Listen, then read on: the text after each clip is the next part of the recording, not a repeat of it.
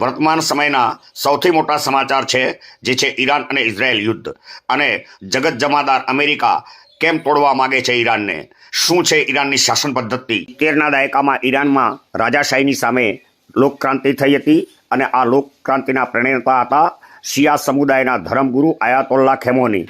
1979 પછી ઈરાને નવી શાસન પદ્ધતિ ઘડી હતી।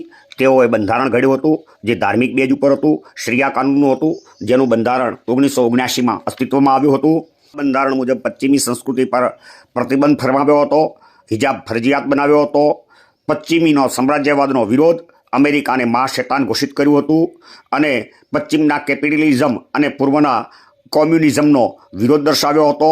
ઇઝરાયલને ગેરકાયદેસર અને ઇઝરાયલનો નાશ કરવો તેવું ઠરાવ્યું હતું અને પેલેસ્ટાઇનની મુક્તિ અપાવી હતી। આ હતી તેઓની વિચારધારા અને આ હતો તેઓનો ધ્યેય।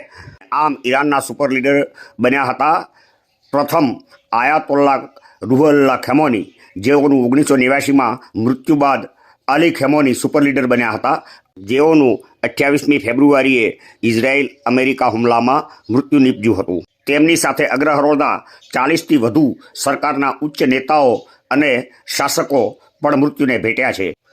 આ વિશે વોટ્સઅપ યુનિવર્સિટી અને સોશિયલ મીડિયામાં અનેક તર્ક વિતર્ક ચાલી રહ્યા છે। ત્યારે ભારતના વડાપ્રધાન નરેન્દ્રભાઈ મોદી યુદ્ધના આગળના દિવસે ઇઝરાયલની મુલાકાત લીધી હતી અને આ મુલાકાત પછી બીજા દિવસે યુદ્ધ થયું હતું અને તેમાંય સોશિયલ મીડિયામાં લોકો કોમેન્ટ કરી રહ્યા હતા કે 3 માસથી તું મેં કરતા હતા અને આપણા વડાપ્રધાન મોદી સાહેબ ગયા એટલે બીજે જ દિવસે યુદ્ધ શરૂ થઈ ગયું। આ તો થઈ સોશિયલ મીડિયાની ફેકમફેકની વાતો, પરંતુ વિશ્વના ફલક ઉપર આપણા દેશ ભારતની ભૂમિકા તટસ્થ રહી છે। ભારતને ઈરાન સાથે પણ સારા સંબંધ છે અને ઈરાનનું ચાહબા બંદર ભારત પાસે છે અને ઈરાન સાથે તેઓનો કરાર છે। વિદેશ નીતિમાં આપણે તટસ્થ છીએ। ઇઝરાયલ સાથે પણ સંબંધ સારા છે। ત્યારે ઇઝરાયલ ભારતને કેમ માને છે સન્માનીય અને ભારતની સન્માનની દ્રષ્ટિથી કેમ જુએ છે તે સંદર્ભે આજે આપણે કરીએ એક ઐતિહાસિક વાત। પ્રથમ વિશ્વ યુદ્ધમાં સંધિ અંતર્ગત આપણા રાજવીઓ યુદ્ધમાં જોડાયા હતા। ત્યારે મહારાજા ગંગાસિંહની બિકાનેર આર્મી, જે ઊંટ સવાર આર્મી હતી અને ગંગા રિસાલાના નામે ઓળખાતી હતી, ત્યારે બ્રિટિશ, ફ્રાન્સ, અમેરિકા અને ઇટાલી સહિતના સૈન્યોને તુર્કી હંફાવી રહ્યું હતું। તે સમયના વિશાળ સામ્રાજ્યવાદી તુર્કીનો વર્તમાન અરબસ્તાનના દેશો ફિલિસ્તીન અને ઇઝરાયલની જે ભૂમિ છે તેના ઉપર અધિકાર હતો। ત્યારે તુર્કીને મોરચે બિકાનેરની આર્મીને મોકલાવવામાં આવે છે। અંગ્રેજો એ નીતિ બનાવી હતી કે આર્મી યુદ્ધ લડે તેમાં રાજા ભાગ લઈ શકે નહીં। ત્યારે મહારાજ ગંગાસિંહે કહ્યું હતું કે તો પછી મને બોલાવ્યો કેમ?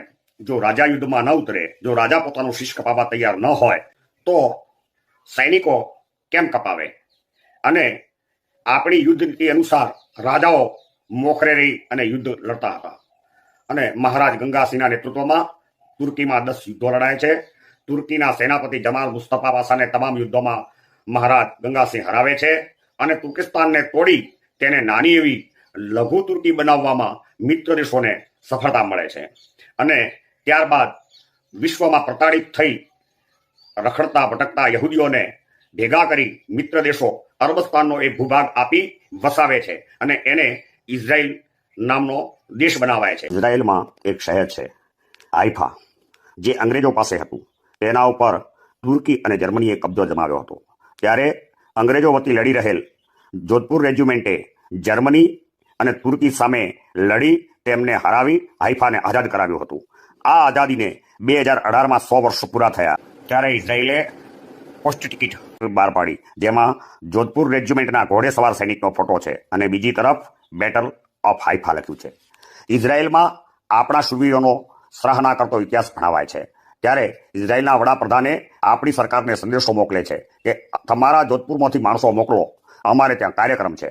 અને ત્યારે આપણી સરકારને ખબર પડે છે કે આપણા શૂરવીરોએ પરદેશમાં પણ પોતાના ઝંડા જમાવ્યા હતા।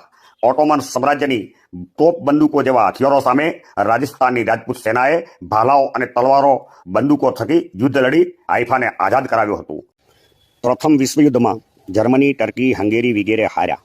ત્યારે કહેવાયું કે જે દેશો યુદ્ધમાં હાર્યા છે તેમની સાથે કેવો વ્યવહાર કરવો જોઈએ। આ દેશોએ જાણી જોઈને યુદ્ધ છેડ્યું હતું, જેને લઈ અસંખ્ય લોકો આ યુદ્ધમાં હોમાયા છે। ત્યારે ફરી આવા દાનવો પેદા ન થાય તે માટે ફ્રાન્સના પેરિસમાં એક શાંતિ બેઠકનું આયોજન કરાયેલું. આ શાંતિ સંમેલનની બેઠકમાં વિશ્વના 32 પ્રતિનિધિઓએ ભાગ લીધો હતો. આ સંમેલનમાં બ્રિટનના પ્રધાનમંત્રી લોર્ડ જોર્જ હતા, ફ્રાન્સના પ્રધાનમંત્રી ક્લેમેન્સુ હતા, ઇટલીના એર્લેન્ડો હતા અને અમેરિકાના રાષ્ટ્રપતિ વુડરો વિલ્સન હતા.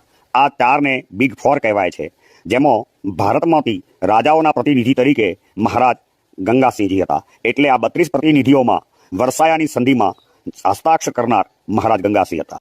ફ્રાન્સ ખાતે મળેલ વર્સાયાની સંધિ સંમેલનમાં એક વાત નક્કી કરાય છે કે યુદ્ધો થતી ખુમારી નિવારવા માટે કોઈ ઉપાય કરવો જોઈએ. એટલે લીગ ઓફ નેશન રાષ્ટ્ર સંઘ બનાવવાનું નક્કી કરાય છે, જેથી લડાઈઓ નિવારી શકાય. અને જે દેશો રાષ્ટ્ર સંઘમાં જોડાય તેઓ એકબીજા સાથે લડાઈ નહીં લડે એવું નક્કી કરાય છે.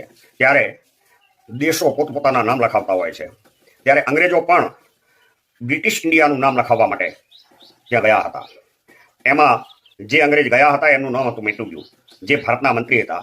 બ્રિટિશો જ્યાં જ્યાં પોતાનું શાસન હોય ત્યાં મંત્રીઓની નિયુક્ત કરતા હતા. ત્યારે ભારતના મંત્રી મેન્ટેગ્યુ રાષ્ટ્રસંઘમાં નામ લખાવવા જાય છે અને કહે છે અમારા દેશનું નામ લખો, બ્રિટિશ ઇન્ડિયા. અમેરિકન પ્રમુખ વુડરો વિલ્સન પૂછે છે કે એ શું છે, કયો દેશ? મેં ક્યાંય સાંભળ્યો નથી.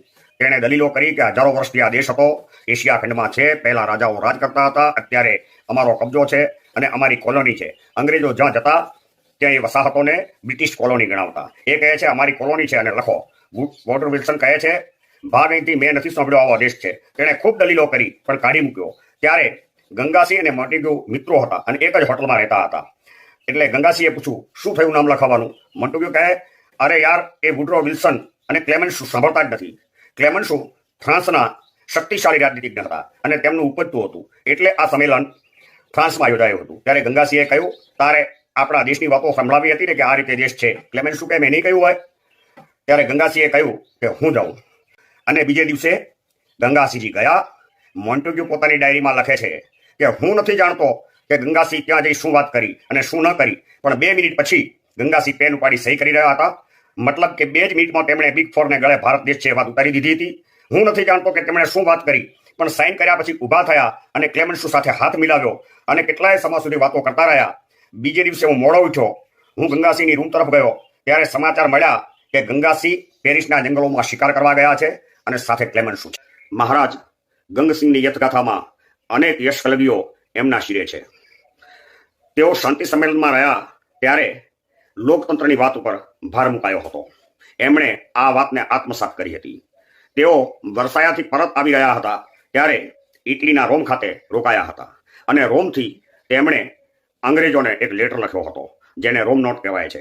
એમણે લખ્યું હતું કે લોકતાંત્રિક સ્વતંત્રતા સૌને અપાય છે, ત્યારે ભારતને કેમ નહીં?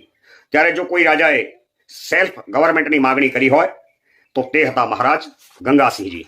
આ હતી મહારાજ ગંગાસિંહની વાત. અને આપણા પરાક્રમી વીર પુરુષોએ આઝાદી પૂર્વે પણ વિદેશમાં વિજય પતાકા લહેરાવી હતી. ત્યારે સમાચાર, સમીક્ષા અને ઐતિહાસિક વાતો જાણવા માટે ચેનલને લાઈક કરો, સબસ્ક્રાઇબ કરો. ભારત માતા કી જય.